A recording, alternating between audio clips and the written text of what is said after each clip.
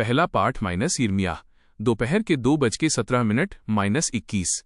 Carat 17। तुम उन्हें ये कहोगे, मैं दिन रात निरंतर आंसू बहाता रहता हूँ, क्योंकि मेरी पुत्री विपत्ति की मारी है, मेरी प्रजा घोर संकट में पड़ी हुई है। कैरेट 18। यदि मैं खेतों की ओर जाता हूँ तो तलवार से मारे हुए लोगों को देखता हूँ, और यदि मैं नगर में आता हूँ तो उन्हें भूखों मरते देखता हूँ।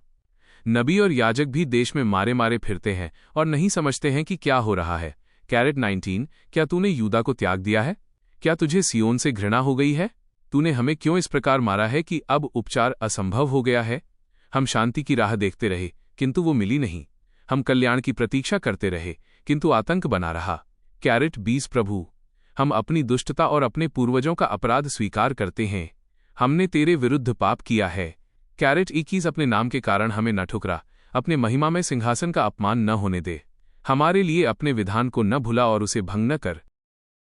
यह चित्र बाइबल के संत मत्ती के अनुसार सुसमाचार अध्याय 13 पद 36-43 का हिंदी पाठ है, जिसमें ईसा मसीह अपने शिष्यों को जंगली बीज, गेहूं और कड़वी घास के दृष्टांत का अर्थ समझा रहे हैं।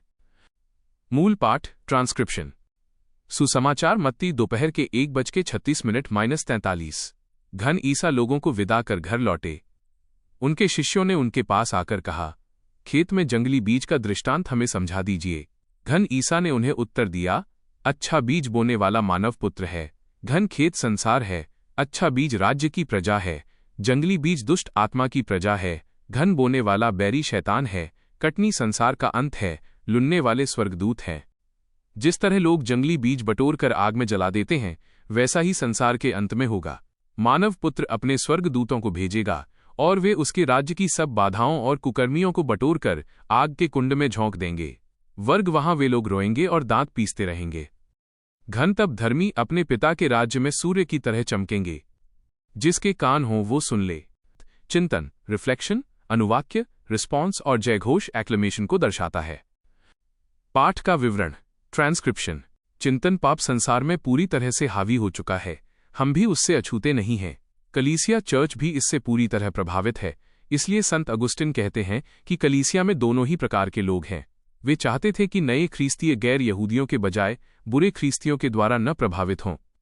आज का सुसमाचार बतलाता है कि हम ईश्वर की कृपा के बिना किसी प्रकार के फल की उत्पत्ति नहीं कर सकते हैं, तथा साथ ही साथ दूसरों के द्वारा दबाए जाने का भी डर है।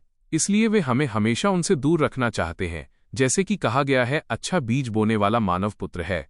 वे अंत तक हमारा साथ नहीं छोड़ते। सबसे अहम विशेषता तो ये है कि वे हमें अंत में बुराइयों से अलग भी करते हैं। अर्थात यद्यपि हम पाप के दलदल में ही क्यों न रहे, वे अंत तक स्वर्ग में हमारी राह देखते हैं। अनुवाक्य। हे प्रभु, अपने नाम की महिमा के हेतु हमारी सहायता कर। स्तोत्र 78 8-9 11-13। जयघोष alleluia। बीज ईश्वर का वचन है और बोने वाले हैं मसीह। जो उन्हें पाता है वो अनंत काल तक जीता रहेगा। alleluia।